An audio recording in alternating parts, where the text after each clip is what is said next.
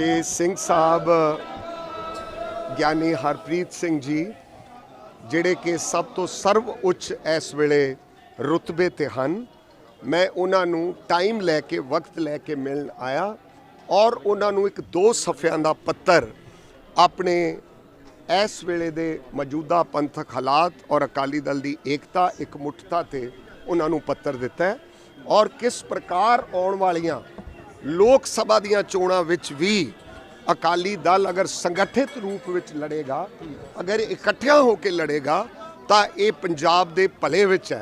क्योंकि दुनिया भर के लोग ये कह रहे हैं कि खेतरी पार्टी वजों अकाली दल का कमज़ोर होना इस देश का, इस वतन का ते नाल दी नाल पंजाब का ते सिख कौम का कमज़ोर होना है।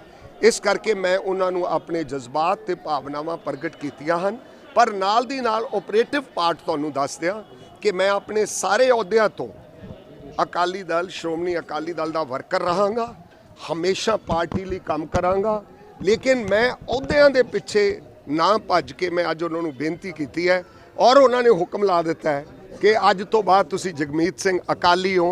ये अकाली पुणा तुहाडे पिता पुरखी तुहाडियां कैदां जेलां पंजाबी सूबा emergency defence of India rule TADA Sutlej Jamuna link नहर के मोर्चे जो तुसी इन्नी बार जो भी लोड़ पई है कौम नूं और कौम का हुक्म होया तुसी फुल चढ़ाए है, क्योंकि मैं श्री अकाल तख्त साहब की इस महान संस्था नूं सिख पंथ की सर्व उच्च संस्था मनदा है। अकाल पुरख महाराज के दरबार तो बाद अगर सब तो वध मुकद्दस अस्थान कोई है वो इस महान अकाल तख्त गुरु हरगोबिंद पातशाह महाराज का ये तख्त है।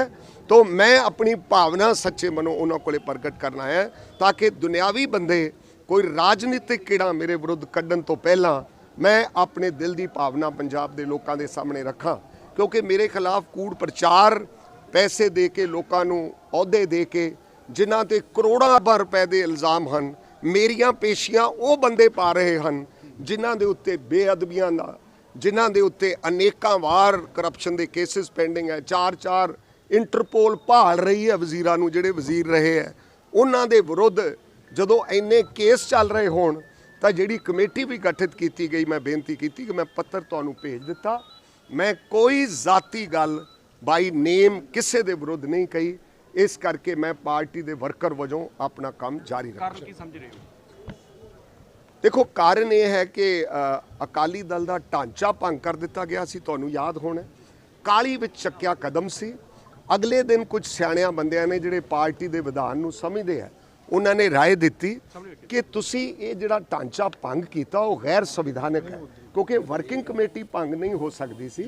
इस करके झूंदा कमेटी दीयां जिहड़ियां 42 सिफारिशां सन उन्होंने जनतक करन दी बजाए लागू करन दी बजाए जिहड़ियां पंथ के वडेरे हितां विच सन वो किसी नूं बनाउण या लाउण लई नहीं सन। उहदे विच आनंदपुर साहब दा मता, उहदे which all India Sikh student federation की पुनर सुरजीती, उहदे विच पंथक संस्थावां नूं जो ढाह लगी है उन्होंने दोबारा तो तकड़िया होकर एक मुठता नाल तकड़िया करना कायम करना ये मंगा सन। 42 रिकमेंडेशनस दे विचों संगरूर की जिमनी चोण विच जदों अकाली दल वर्गी महान पार्टी जिहड़ी शहीदां दी जथेबंदी है वो 5वें नंबर ते आई। एडा वड्डा राजनीतिक डिबैकल जिन्हों कहा जाता है पॉलिटिक्स दे विच कदे नहीं होया। इस करके चिंता का विषय सी, इस चिंता के विषय नूं एड्रैस करने लिए कमेटी बनाई गई सी, लेकिन वो फाइंडिंग्स जिहड़ियां जो वर्किंग कमेटी भंग करती तो जिहड़ा बाद दे विच हुण ढांचा बनाया गया वो गैर संविधानिक है, उहदे किसी की कोई अथॉरिटी नहीं कि कोई कॉन्स्टिट्यूट कर सके।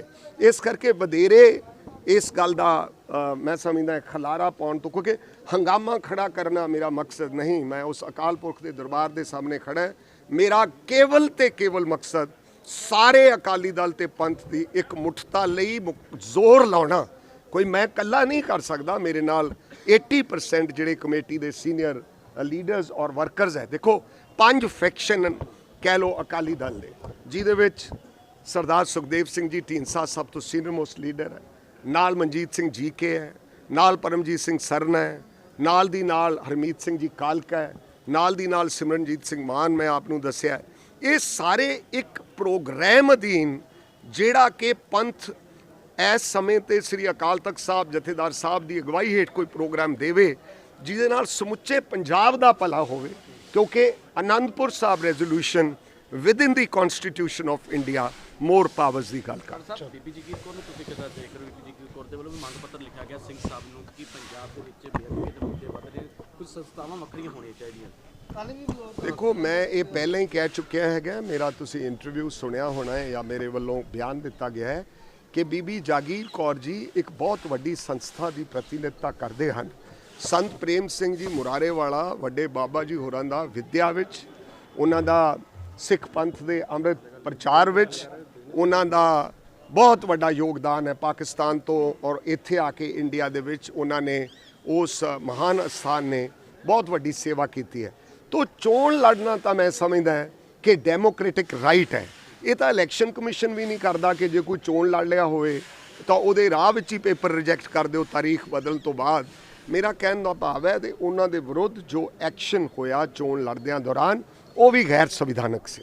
ਕਿਹਾ ਜਾ ਰਿਹਾ ਕਿ ਬੀਬੀ ਜਗੀਰ ਕੌਰ ਦੇ ਪਿੱਛੇ ਬੀਜੇਪੀ ਦਾ ਹੱਥ ਹੈਗਾ, ਬੀਬੀ ਜਗੀਰ ਕੌਰ ਤਾਂ ਹੋ ਰਹੇ ਨੇ। ਦੇਖੋ, ਮੈਂ ਇਹਦੇ ਤੇ ਇਸ ਕਰਕੇ ਟਿੱਪਣੀ ਨਹੀਂ ਕਰਨਾ ਚਾਹੁੰਦਾ ਕਿਉਂਕਿ ਮੈਨੂੰ ਤਾਂ ਹੁਕਮ ਹੋ ਗਿਆ ਸ੍ਰੀ ਅਕਾਲ ਤਖਤ ਸਾਹਿਬ ਦਾ, ਬਹੁਤ ਵੱਡਾ ਹੁਕਮ ਸਿੰਘ ਸਾਹਿਬ ਗਿਆਨੀ ਹਰਪ੍ਰੀਤ ਸਿੰਘ ਜੀ ਨੇ ਕੀਤਾ ਹੈ।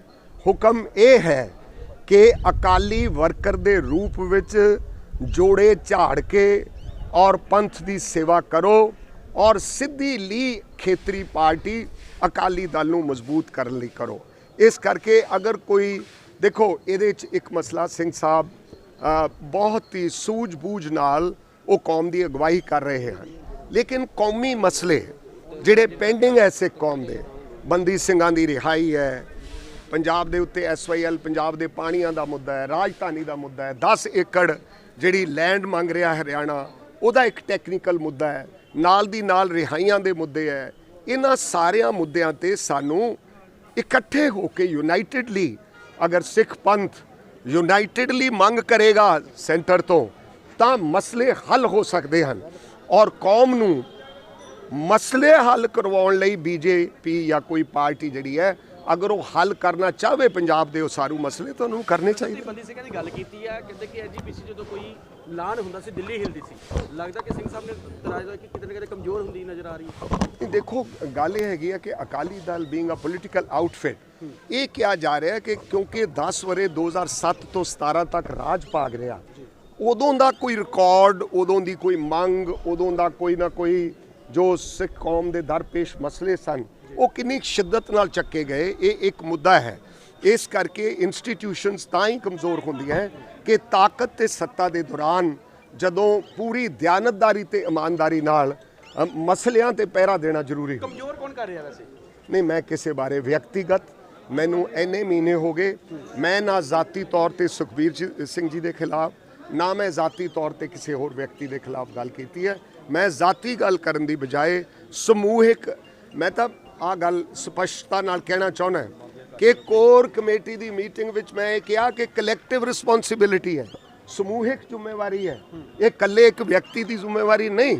ਪਰ ਪਾਰਟੀ ਦੇ ਅੰਦਰ ਇੱਕ ਮੁੱਠਤਾ ਤੇ ਏਕਤਾ ਦਾ ਜਿਹੜਾ ਵਿਰੋਧ ਸ਼ੁਰੂ ਹੋਇਆ ਉਹ ਕੌਮ ਦੇ ਭਲੇ ਵਿੱਚ ਨਹੀਂ। ਇਹ ਬੇਨਤੀਆਂ ਅੱਜ ਸਿੰਘ ਸਾਹਿਬ ਨੂੰ ਮੈਂ ਕਰਨ ਆਇਆ। ਮੁਲਾਕਾਤ ਹੋਈ ਸਿੰਘ ਸਾਹਿਬ ਦੇ ਨਾਲ? ਹਾਂਜੀ, ਬਹੁਤ ਅੱਛੀ ਮੁਲਾਕਾਤ ਹੋਈ, ਲਗਭਗ ਅੱਧਾ ਘੰਟਾ ਮੈਂ ਉਹਨਾਂ ਨਾਲ ਰਿਹਾ ਔਰ ਉਹਨਾਂ ਨੂੰ ਮੈਂ ਪੱਤਰ ਸੌਂਪਿਆ। ਪੱਤਰ ਦੇ ਜਿਹੜੇ ਸਾਰੇ ਉਹਦੇ ਕੰਟੈਂਟ ਨੇ, ਉਹ ਕੰਟੈਂਟ ਜਿਹੜੇ ਨੇ ਉਹ ਸੀਲ ਬੰਦ ਨੇ, ਮੈਂ ਉਹਨਾਂ ਨੂੰ ਦੇ ਕੇ ਆਇਆ। ਤਾਂ ਮੇਰਾ ਇਹ ਫਰਜ਼ ਨਹੀਂ ਕਿ ਉਹਦੇ ਵਿੱਚ ਜਿਹੜੇ ਕੰਟੈਂਟ ਹੈ ਉਹਦੇ ਬਾਰੇ ਮੈਂ ਤੁਹਾਨੂੰ ਦੱਸਾਂ, ਲੇਕਿਨ ਮੋਟੇ ਤੌਰ ਤੇ ਮੈਂ ਆਪ ਨੂੰ ਬੇਨਤੀ ਕੀਤੀ ਹੈ ਕਿ ਮੈਂ ਅਕਾਲੀ ਵਰਕਰ ਦੇ ਰੂਪ ਵਿੱਚ ਕੰਮ ਕਰਾਂਗਾ। ਔਰ ਕਿਉਂਕਿ ਮੈਂ ਅਕਾਲ ਤਖਤ ਸਾਹਿਬ ਦੇ ਇੱਥੇ ਪੇਸ਼ ਹੋ ਗਿਆ, ਮੈਨੂੰ ਉਹਨਾਂ ਨੇ ਕੁਝ ਆਦੇਸ਼ ਦਿੱਤੇ ਨੇ। ਮੈਂ ਹੁਣ ਦੁਨਿਆਵੀ ਬੰਦੇ ਜਿਹੜੇ ਕੋਈ ਰਾਜਨੀਤਿਕ ਤੌਰ ਤੇ ਬਦਲਾ ਲਊ ਕਾਰਵਾਈ ਭਾਵਨਾ ਦੇ ਨਾਲ, ਦਵੇਸ਼ ਨਾਲ ਮੇਰੇ ਵਿਰੁੱਧ ਕੁਝ ਐਕਸ਼ਨ ਲੈਣਾ ਚਾਹੁੰਦੇ ਹੈ, ਉਹ ਵੈਲਕਮ ਹੈ, ਜੋ ਉਹਨਾਂ ਦੀ ਮਰਜ਼ੀ ਹੈ ਕਰ।